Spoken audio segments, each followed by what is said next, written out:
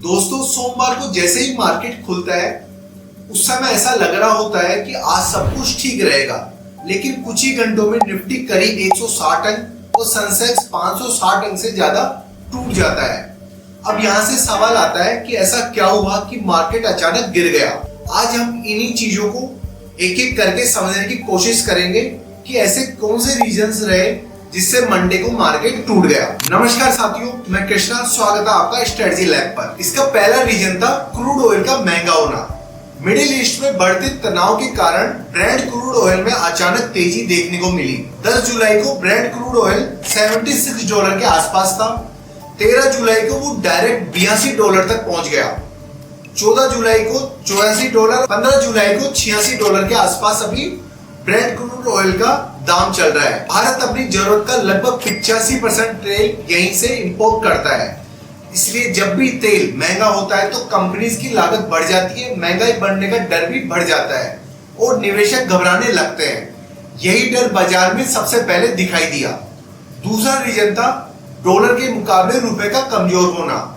Crude oil महंगा होने से दूसरा असर पड़ता है भारतीय रुपए पर। जब तेल खरीदने के लिए ज्यादा डॉलर चाहिए होते हैं तो डॉलर की मांग बढ़ती है और वहीं से रुपया कमजोर होने लगता है। रुपया कमजोर होने से विदेशी निवेशक FIIs अच्छा संकेत नहीं मानते। इससे बाजार पर दबाव और बढ़ गया। तीसरा रीजन था global risk of mood. Middle east की जियोपॉलिटिकल टेंशन के कारण दुनिया भर के निवेशक ने रिस्क कम करना शुरू कर दिया। ऐसे समय में इन्वेस्टर स्टॉक बेचकर गोल्ड, US डॉलर और गवर्नमेंट बॉन्ड्स जैसी सेफ एसेट्स की तरफ जाने लगते हैं। इसका असर भारतीय बाजार पर भी देखने को मिला। इसके बाद दबाव आया IT सेक्टर पर। HCL टैग के नतीजे और मैनेजमेंट कमेंट्री ने निवेशकों को निराश कर दिया। जब IT सेक्टर गिरता है तो निफ्टी पर उसका सीधा असर दिखाई देता है, क्योंकि इंडेक्स में IT कंपनी का बड़ा वेटेज होता है। पांचवा रीजन था बैंकिंग और रियल्टी सेक्टर में बिकवाली। देखिए, सिर्फ IT ही नहीं गिर रहा था, बैंकिंग, रियल्टी और ऑटो स्टॉक में भी सेलिंग देखने को मिली।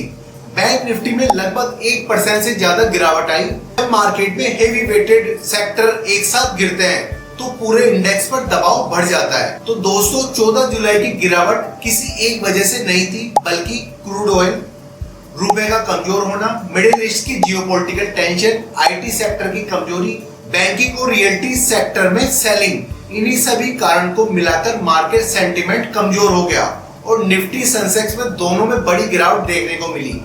अब सबसे बड़ा सवाल है, आज मार्केट ने तेजी कैसे दिखाई? तो दोस्तों, आज मार्केट ऊपर क्यों गया? ऐसे कौन से फैक्टर यहाँ काम किए जो मार्केट को ऊपर की तरफ ले गए? देखिए, कल तक हर इन्वेस्टर, ट्रेडर को यही लग रहा था, वो बहुत कंफ्यूज भी थे कि मार्केट कल गिरेगा या बढ़ेगा, लेकिन आज सब कुछ ही चेंज हो गया। दूसरा सिग्नल मिला ग्लोबल मार्केट से। एशियन मार्केट में भी पॉजिटिव मूड था। जब दुनिया के बड़े मार्केट्स ग्रीन में ट्रेड करते हैं तो इंडियन मार्केट को भी कॉन्फिडेंस मिल जाता है, इसलिए ओपनिंग से ही बायर्स एक्टिव नजर आने शुरू हो गए। तीसरा सबसे पावरफुल सिग्नल मिला बैंकिंग सेक्टर से। HDFC बैंक, ICICI बैंक और दूसरे फाइनेंशियल स्टॉक में स्ट्रॉन्ग बाइक देखने को मिली। निफ्टी में फाइनेंशियल स्टॉक का वेट काफी ज्यादा होता है, इसीलिए जब बैंक्स चढ़ने लगते हैं तो पूरा इंडेक्स भी स्पीड पकड़ लेता है। फिर हमने देखा ऑप्शन चेन को। आज ऑप्शन चेन में पुट राइटिंग काफी स्ट्रॉन्ग देखने को मिली। इसका मतलब बड़े ट्रेडर्स को लग रहा था कि मार्केट नीचे से स्ट्रॉन्ग सपोर्ट बना रहा है। साथ ही कॉल राइटिंग का प्रेशर भी उतना एग्रेसिव नहीं था। ये एक पॉजिटिव सिग्नल यहाँ से मिला, जिसने बायर्स का कॉन्फिडेंस और बढ़ा दिया। पांचवा सिग्नल था क्रूड ऑयल से।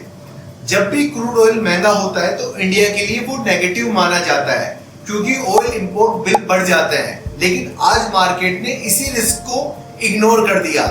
रीजन था ग्लोबल पॉजिटिव सेंटिमेंट इतना स्ट्रॉन्ग था कि इन्वेस्टर ने शॉर्ट टर्म में ही पॉजिटिव न्यूज को ज्यादा इंपॉर्टेंस दे दी। अब सबसे इंपॉर्टेंट बात, कल के लिए क्या प्लानिंग करनी चाहिए? देखिए, सबसे पहले आप FII DI का कैश मार्केट का डेटा देखें, उसके बाद ऑप्शन चेन को देखें, देन उसके बाद क्रूड ऑयल। अगर क्रूड ऑयल बढ़ता है तो मार्केट पर प्रेशर देखने को मिल सकता है। उसके बाद देखें ग्लोबल मार्केट्स।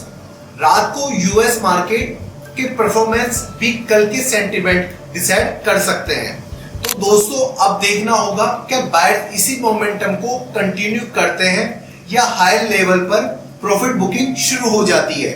आपको क्या लगता है, निफ्टी अगले टारगेट को टच करेगा या मार्केट में करेक्शन आएगा? आप अपनी प्रेडिक्शन कमेंट बॉक्स पर जरूर दें। मिलते हैं नेक्स्ट वीडियो में।